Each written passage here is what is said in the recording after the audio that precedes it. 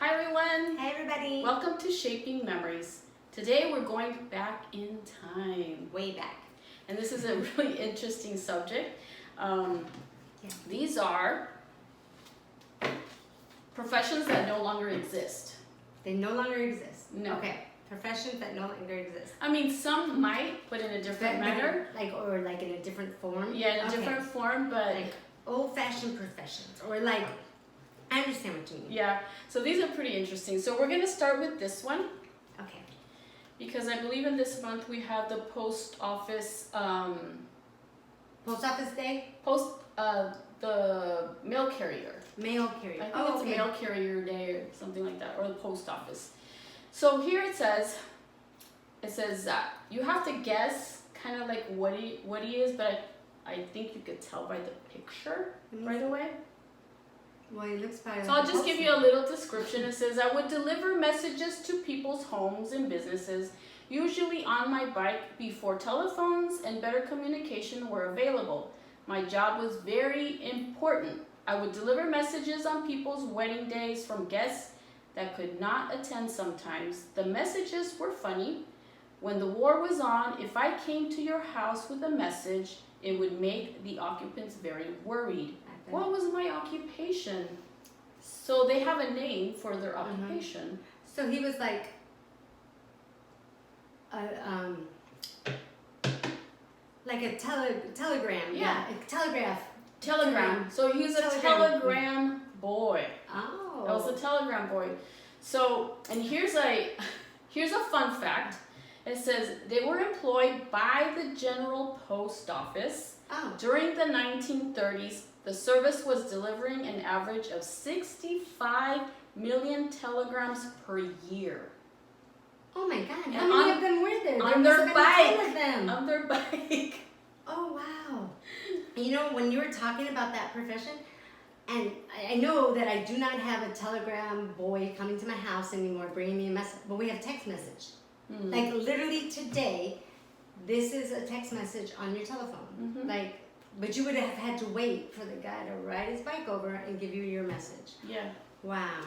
Yeah. Let's see the next one. All right. This is the one I have. This is the picture. This profession says, I used to pump gas and clean your car, windows, check your oil levels and water. I also accepted payment if you wanted to buy food and cigarettes. Oh my God, buying cigarettes at the gas. What was my job title? So what was this job title? And you know what? When I was a kid, I know I'm still at that age where I remember the person that used to pump your gas. Yeah, that's what he did. That's his name. So he's a gas station attendant. Or I guess they were called gas station attendant or gas jockey. That's what it says. Oh, wow. And a fun fact is most states had laws in place forbidding self-serve dispensers in service stations due to fire code. By 1981, so we were like 11. Yes. 48 states changed their fire codes to allow individuals to pump their own gas. Because I remember when I was little, do you want self-serve or full service? Like my mom always got full service. Can I check your windows? Check your tires, they would clean your windows out. Then you bring that back. I would like some full service. Isn't that nice? Yes.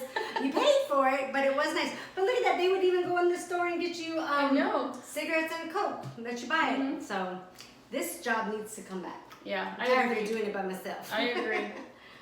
Okay. Here's this one. It says, back in England, I would walk through the town streets, ringing a bell and yelling out the news and important announcements. As many people did not read, they were illiterate. Then I would place the day's news on the local inn's door for the folks that could read to look at. What was I called? A newspaper boy? I don't know. What was he? He had a bell, and so he was crying. He was basically stating the news, like what was going on. So this guy was called. He was a news shouter? He was called the town crier or bellman. Oh, he would be out ding, there. Ding, ding, this has happened, this has happened. This is going on. Oh, wow. Let me see his picture. Oh, he looks, I didn't see his picture before. He looks like he's in charge. And he's got that big old bell. Yeah, he was. So here's a fun fact. It says town criers were protected by law. Anything they was done in the name of the monarch. Therefore, to harm a town crier was an act of treason. This was a necessary safeguard as the town criers often had to announce unwelcome news such as tax increases. Oh wow! Everybody So wanted it's like, that's how many people they get kill hurt- the messenger. Yeah, don't kill the messenger. That's That's where they got it. Like, look, man, I came to deliver the message. Exactly. Back off. Don't try to hurt me. That's probably where that law. Uh-huh. Oh my God! How Interesting, funny. huh? Very interesting. Okay, I'll show you her picture. We forgot to show each other, but so this is Yeah. the picture. This is an old profession, or like professions that no longer exist. This one says, I helped people with phone calls. They would have to ask me to help them to connect when phones were new and difficult, or ask me for a phone number. What am I? So they would ask to help with their phone or a phone number. What is this? It looks like a telephone operator. Yeah, it is right? a telephone operator. I remember we used to call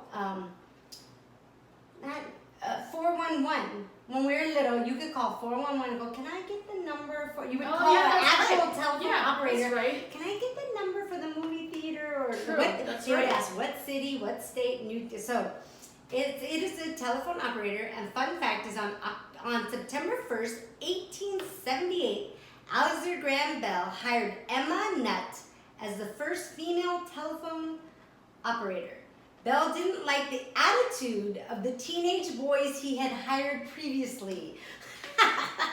So those teenage boys had bad attitudes, so he hired a woman. This is actually the woman. No, that's her. That's the picture Mrs. What is her? Emma Nutt. This is Emma Nutt. She was the first female telephone operator. I think that's funny. He didn't like the attitude of the teenage boys. They're probably a little sassy or something. Like, what do you want? Yeah. That's funny. Okay. I love your history shows. Okay, here's another one. It says, I was very popular. Oh, he was very important too. I was very popular in the modern home. I would get up early and deliver milk and cream in bottles before the day was warm so the milk would not spoil. Oh yeah. Usually leaving it at your front door. What was my job? Definitely a milkman. A Let me see this milkman. picture. Yep, that's what I totally imagine as a milkman. And these are the milk jugs. Yeah. I love milk jugs. And milk in a glass bottle tastes different than milk in our that's cartons true. now. Oh my God, milk. My mom, my grandma, not my mom, but my grandma. My mom always talks about how they had a milkman. Yeah. And you would open the front door and there'd be like right there, the milk. And then to pay the milkman. Guy, Yeah, you you had had to to pay pay the the milkman. milkman. Yeah. So it's a fun So fact. here's the fun fact. It says the milkman has been disappearing from daily life since the 1950s, when refrigerators started to become more common in American homes. Oh, yeah. So Yeah, they no longer needed the milkman. Oh, that's sad. All right, here's our next picture. This was a profession. Did you see it? Oh, yeah. Yeah, That's okay. a good one. Before alarm. Oh, I had not read these. You're gonna love this one. I had not read these. Cynthia won't let me read them until, No. just so you guys know. So Cynthia won't let me look at it or read it until we start. So when I saw the picture, I was like, what is that, a window washer? That's what I said, right? What is it, a window Yeah. washer? She said, don't look at it. I was like, okay. So apparently, before alarm clocks were invented, I went house to house tapping on people's windows, or I would shoot peas into the glass Like- if they lived on the second floor. I would tap their windows with a long pole to wake the occupants up in the early morning so they wouldn't be late for work. Oh my God. Imagine that. What was my job? This is a human alarm It's clock. like, wow. Yes. Well, their name, do you know what their name? Well, you probably know because you read it, Yeah, but go ahead, the tell name, the answer is, their professional name was knocker upper. I'm a knocker upper. Knocker upper. So A what's your knocker upper. profession? I'm a knocker upper. Knocker upper. So it says the fun fact is some knocked 2 or 3 times on the window and went away, while others knocked until the worker came up to the window. Each knocker upper used to wake up at least 100 people a day.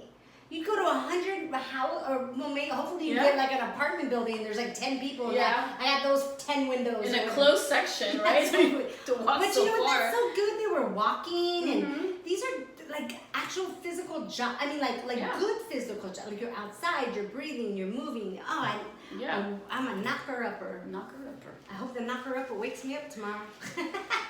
Okay, so this That's one, cool. this That's one cool. is a really cool one, and this is a special one. Okay.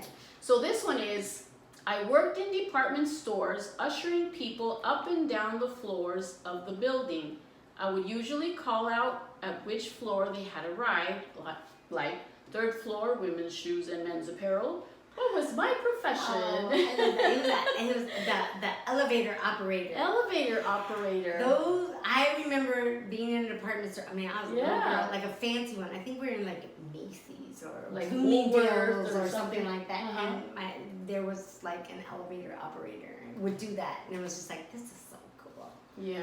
That's So cool. this one I chose was very special because this is an actual person that exists, and he worked in Coronado. Okay, so let me tell you a little fun fact about him.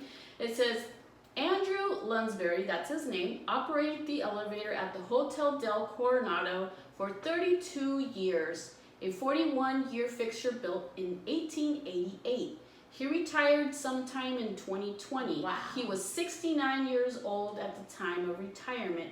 He was loved and well known by many tourists. Yes, I saw him. Yeah, At so the I hotel. actually met him, Yeah. and I took a picture with him. Aww. Yeah. He was a landmark also at the Hotel Del. Definitely. That's a cool. He was cool. I love that Hotel Del. Yeah. Because you'd hear him coming. You could you could hear him announcing in the hotel and stuff.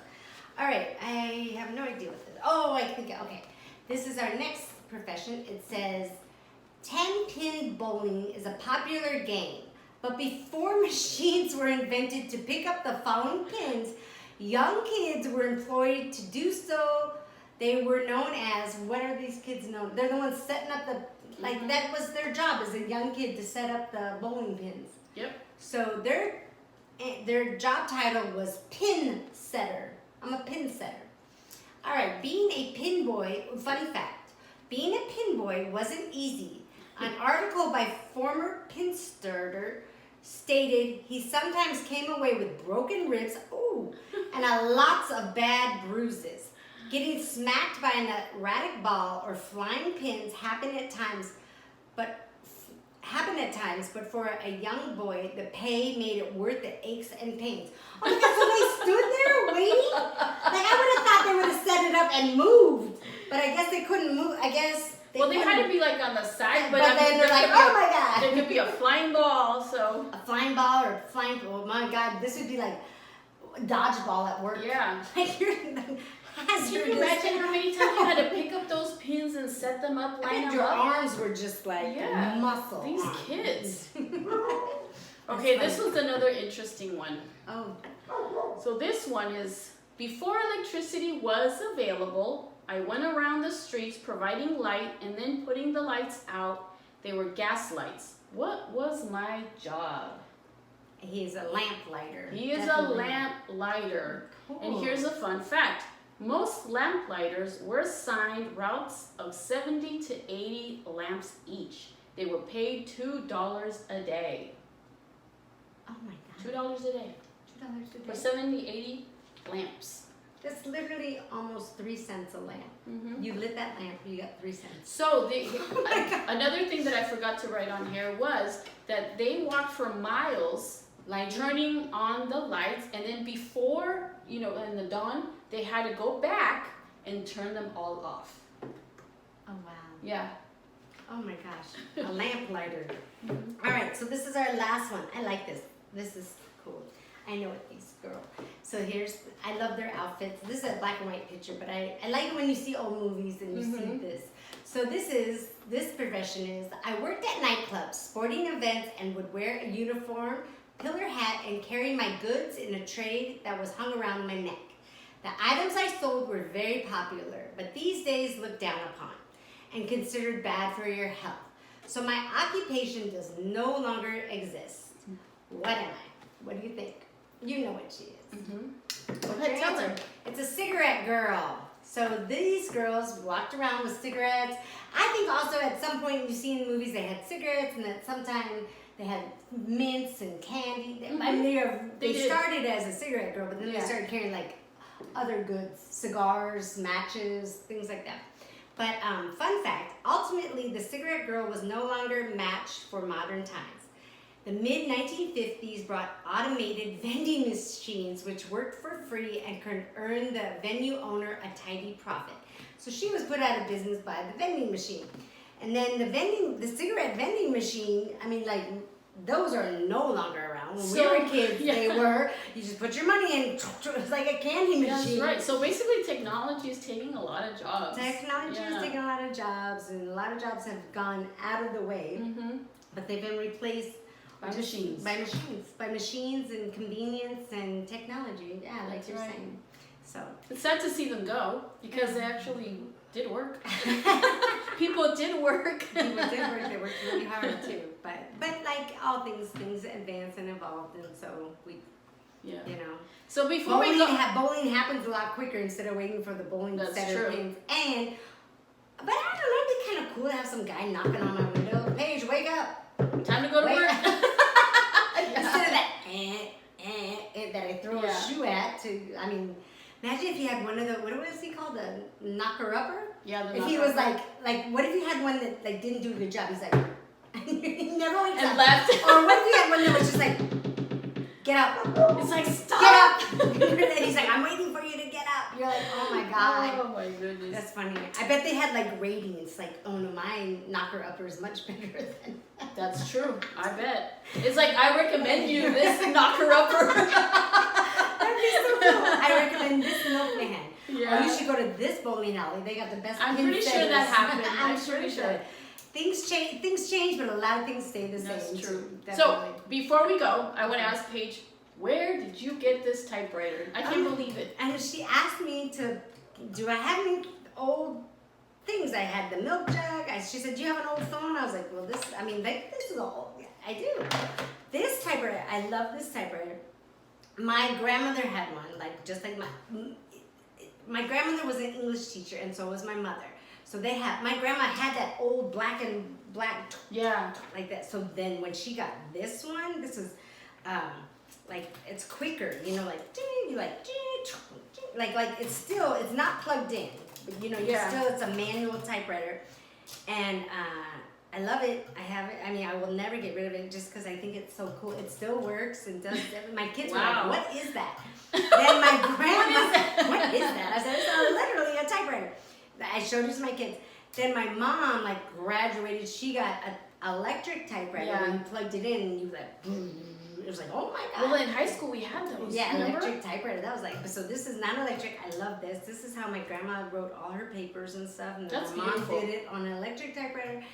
And then when I went to college, I took my super duper electric typewriter. And then my kids still don't believe me today, but I was like, I did not have a computer in college. I don't they were just starting that. I mean, we got to go see the computer lab and that kind of stuff. So another thing that has come along the ages. That's really cool, I love this. But yes, I will never give it up. Thank you for sharing it with us. Definitely. Okay, everyone. So if you enjoyed this video and you'd like to see some more, please subscribe to our YouTube page and like. And we will see you next time. Bye. Bye-bye.